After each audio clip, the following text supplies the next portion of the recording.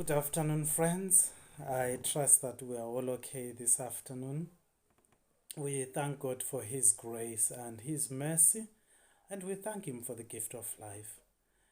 Today we are looking at Genesis chapter 24, as from verse 21. Let's read verse 21 and hear what it says. It says, without saying a word, the man watched her closely to learn whether or not the Lord had made his journey successful.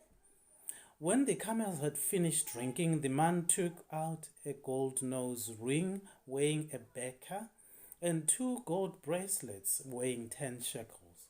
Then he asked, whose daughter are you? Please tell me, is there room in your father's house for us to spend the night? She answered him, I am the daughter of Bethuel, the son that Milcah bore to Nahor.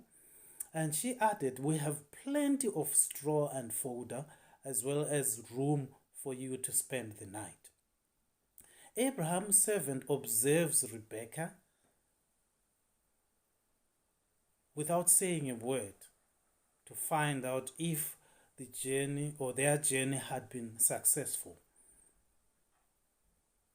In verse 22,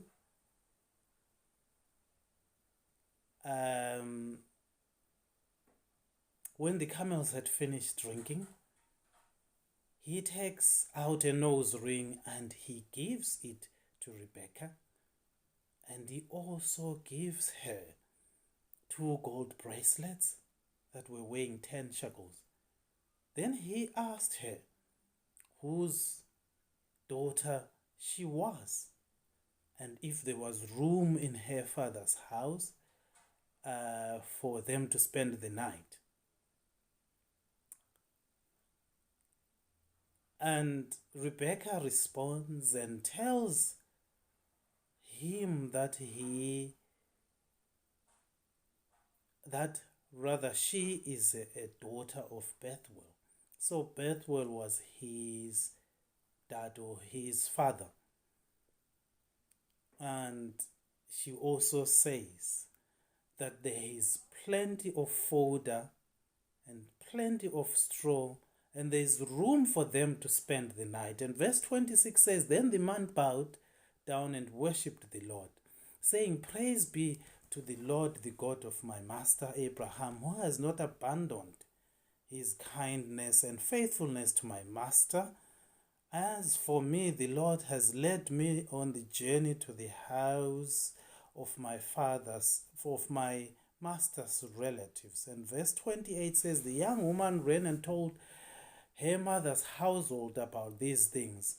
Verse 29, now Rebekah had a brother named Laban, and he hurried out to the man at the spring. As soon as he had seen the nose ring and the bracelets on his sister's arms, and he had heard Rebekah tell what the man said to her, he went out to the man and found him standing by the camels near the spring. So in verse 25, when they have been told that there is room for them to spend the night, Abraham's servant bows and worships the Lord. He is thanking the Lord for the journey that they have embarked on. We would remember that he prayed for this journey, that this journey will be successful. And now he can confirm that his journey has been successful. So he is thanking God for this journey. And he indeed praises the Lord in verse 27. And he says that God has not abandoned his master Abraham. He has been kind to him. He is faithful to his master. And he also confirms that his journey has been successful because he has been led to his master's relatives, where Rebekah is from. And Rebekah herself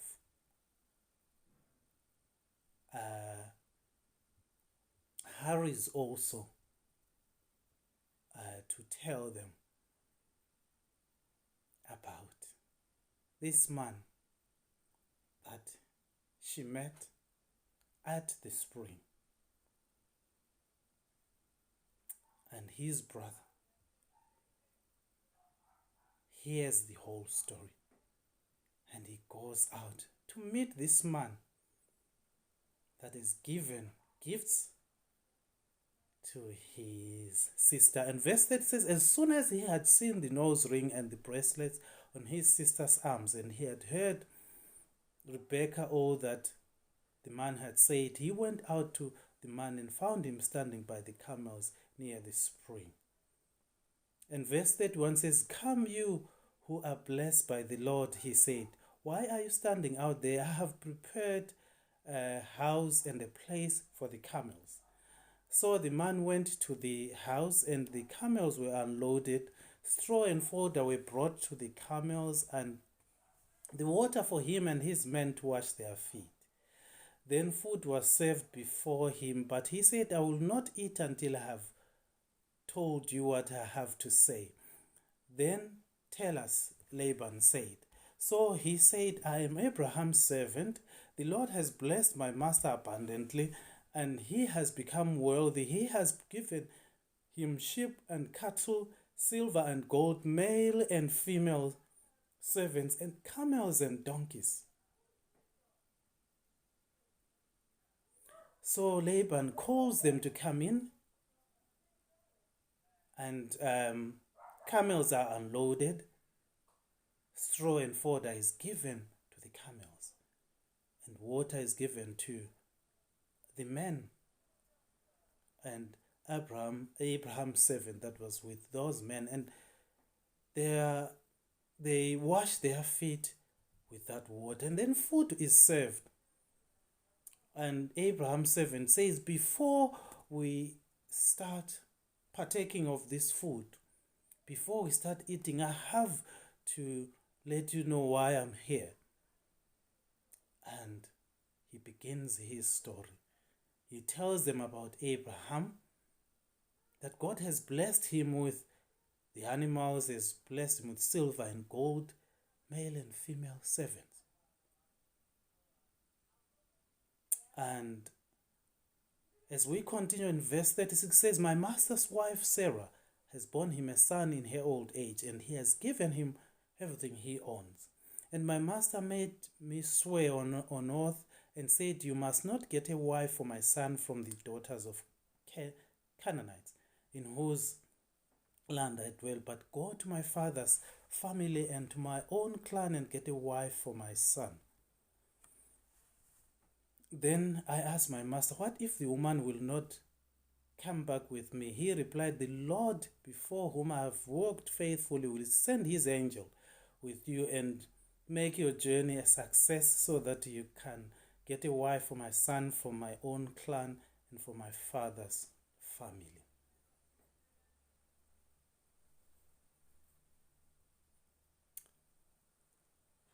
So the servant continues. He says that God has blessed his master and his mistress with a son. And that son is to inherit everything that they have. But then there's a problem. That son needs to get a wife, but the wife should not be from the Canaanites. So the servant had to go to his master's family and clan and get a wife for the son. So that's the reason why they had come all the way to them. That's why they had come to that place where Abraham's family was. What do we learn from this short story? We learn the importance of prayer in our lives.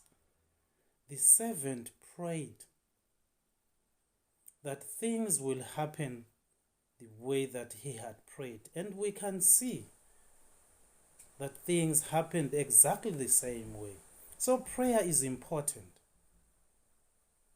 If we are to receive things from God, we have to pray for them. Like the servant prayed and God answered his prayer. His journey was successful. And what else do we learn? We learn about Rebekah's family. The way that she behaved says something about where she comes from. It says something about her family. They had taught her well. When she's approached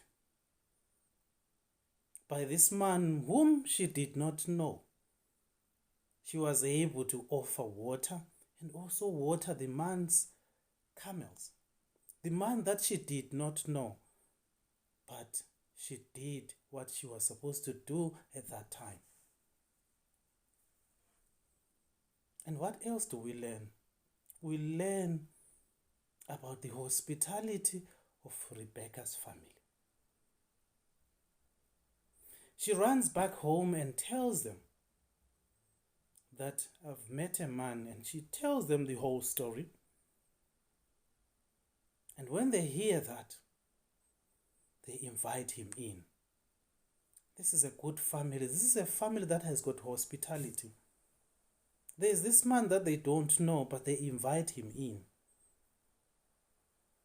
And he lodges in with his men. And when he gets there, they offer his camels food, and they also give them water to wash their feet. This is all hospitality at its best. This was a good family, a model family for all of us. And then when they had washed their feet, the servant was a faithful servant. He wanted to share with them, before they go even any further, he wanted to share with them why he was there. And he says to them, before we eat, let me tell you why I'm here. And he explains everything to them. To him, his master's business was so important that food had to stop, and he had to explain first why he was there. So he was so faithful to the master's commands. He needed to share with them his master's commands before he even touched the food. This shows faithfulness to the duties. The servant was faithful to his master. I don't know if we are faithful to our master, who is Jesus Christ. This servant was so faithful. Food wasn't important, but what was important was the master's instructions. The master's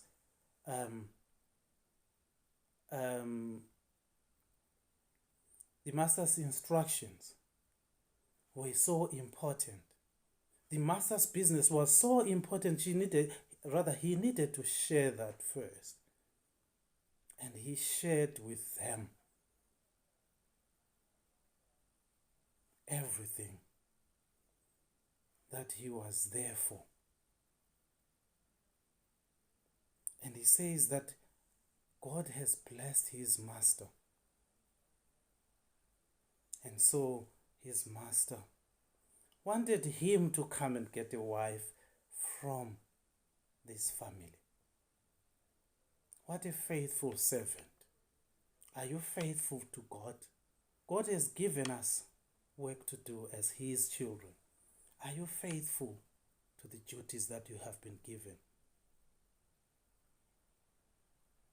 My encouragement to us is that we learn valuable lessons from this story, so that we can apply those lessons in our lives, so that we can apply those lessons in our families, so that we can do the will of God, the will of God.